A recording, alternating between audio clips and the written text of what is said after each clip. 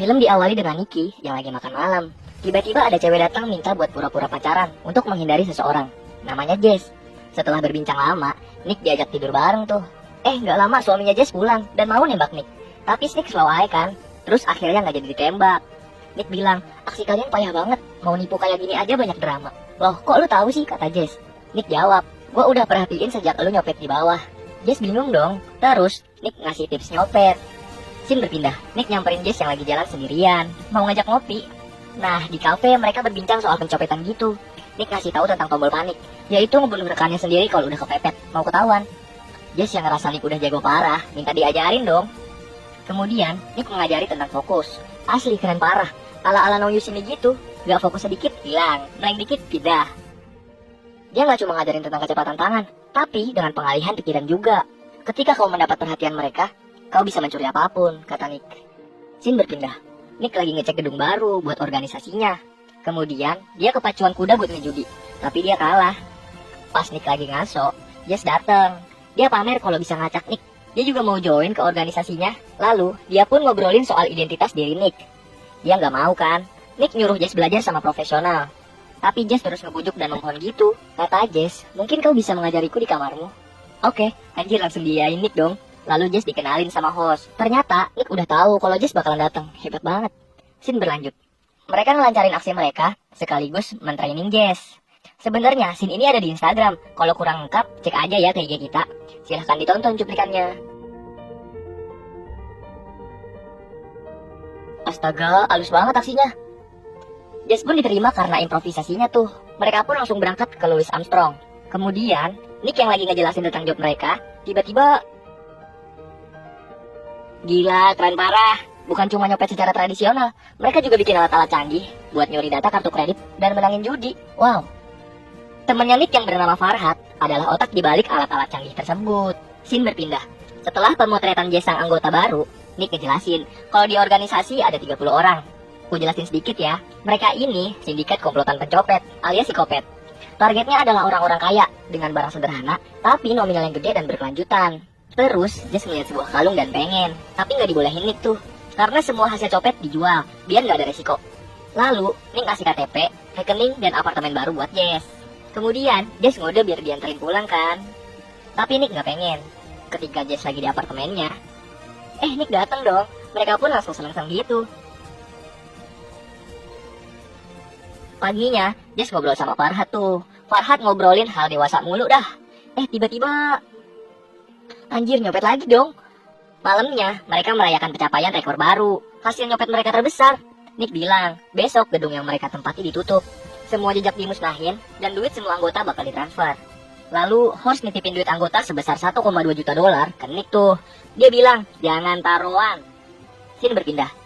Di kamar, mereka mesra-mesraan. Terus Jess nanya, kenapa kamu dipanggil Melo? Awalnya ayahku yang memanggilku, karena aku terlalu lembut seperti marshmallow. Paginya, mereka pergi ke stadion pertandingan American Football buat refreshing. Jess antusias banget tuh, tapi dia bingung karena gak ngerti pertandingannya.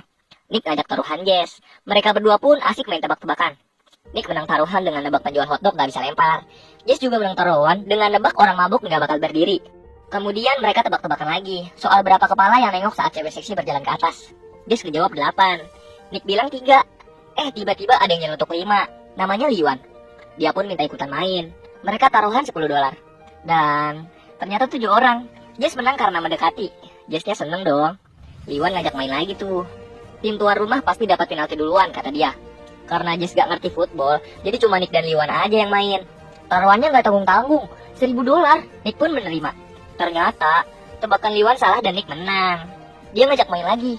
Taruhannya 5.000 dolar. Jess udah mulai gak nyaman tuh sama nominal taruhannya. Tapi Nick bilang santai aja, dia mabuk kok. Taruhan pun diterima.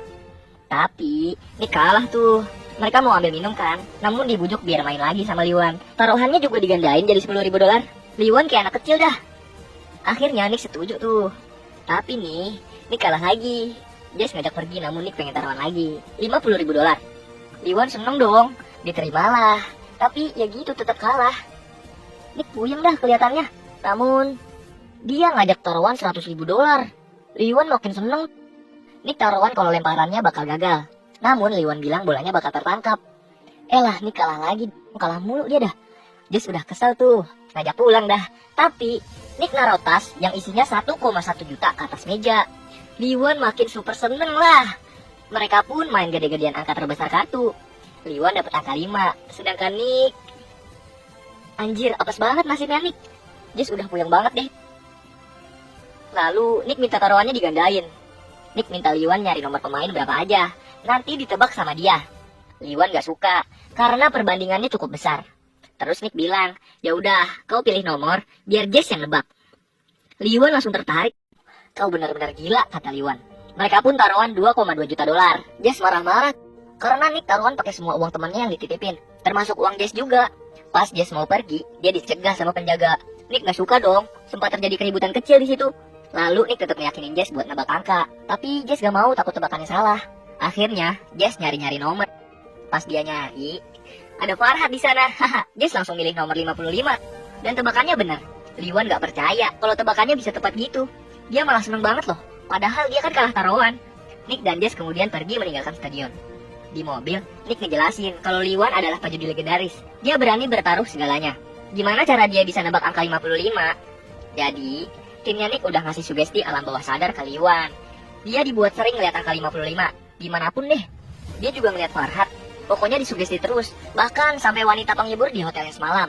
Jadi pas dia ngeliat ke lapangan pakai teropong, dia ngeliat wajah yang familiar dengan nomor 55. Pikirannya bakal mengira itu adalah intuisi. Padahal udah kusugesti. Superkalifragilistikexpialidocious dah. Gila, keren banget nih sampai segitunya. Jess nanya, kalau misalnya tadi nggak berhasil? Nick jawab, kita gandain taruhannya sampai berhasil. Jess yang seneng banget bahwa Nick jenius, langsung nyium Nicky tuh. Tapi Nick malah biasa aja. Nick ngasih duit ke Jess dan bilang tugas udah selesai. Jess bingung kan? Terus Nick keluar dan Jess diantar ke bandara. Jess galau dong. Nick juga galau sebenarnya, tapi dia mikir kalau Jess cuma rekan kerja aja, gak lebih. Scene berpindah. 3 tahun kemudian, Nick nyamar sebagai ahli di bidang otomotif. Gariga perlu alogaritma bahan bakar bernama EXR agar timnya menang. Dan Nick menawarkan ide dengan menjual EXR palsu ke tim McEwen yang jadi musuh utamanya. Nah, nanti pengemudi McEwen salah perhitungan dan tim Gariga bisa dapat keuntungan 1 lap. Dan cara Nick masuk ke tim McEwen adalah dengan pura-pura mabuk, lalu nyiram Gariga dengan alasan gara-gara nggak diterima jadi mekaniknya. Jadi McEwen bisa memperkerjakan Nick. Tapi Owens kayak nggak percaya gitu sama Nick. Meski begitu, Gariga tetap menerima ide Nick dan malam tiba. Di pesta, Nick bilang ke bartender, kalau aku minta vodka martini dengan es, kasih aku air putih dengan minyak zaitun aja ya. Lalu dia pun melancarkan aksinya dengan pura-pura mabuk. Dia ngejelek-jelekin Gariga tuh. Pas Nick mau nyamperin sesuai rencana, ada Jess di sana. Scene berpindah, Jess ketemuan sama Nick. Jess udah pensiun dan sekarang pacaran sama Gariga. Nick menyesal dan minta maaf, tapi Jess bilang gak apa-apa. Jess minta Nick pura-pura gak kenal sama dia demi hubungannya. Nick yang galau, langsung minta vodka kan, tapi dikasih air putih tuh, karena disuruh atasannya. Akhirnya dia mabuk. Owens nyamperin dan bilang, jangan cari masalah dengan Tuan Gariga. Aku cuma mau rencanamu berhasil. Ngomel-ngomel deh dia. Nick yang udah panas, teriak manggil Gariga dan...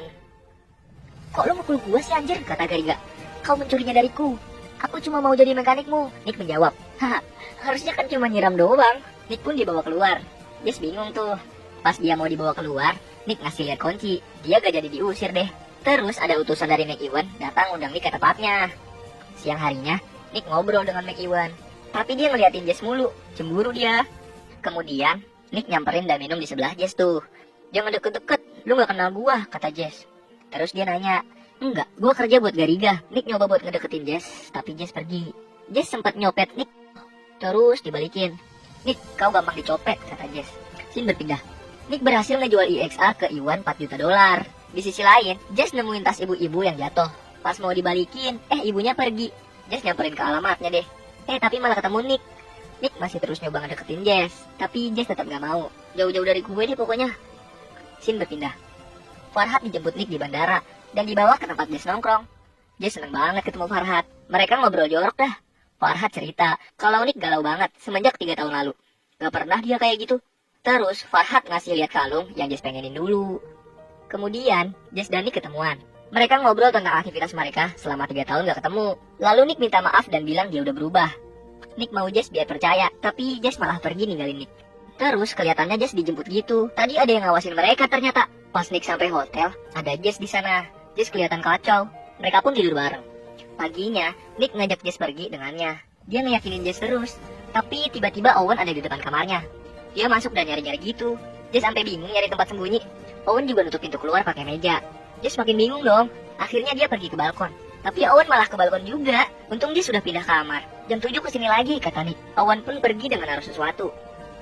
Siangnya, Nick Iwan seneng sama data yang dibawa Nick.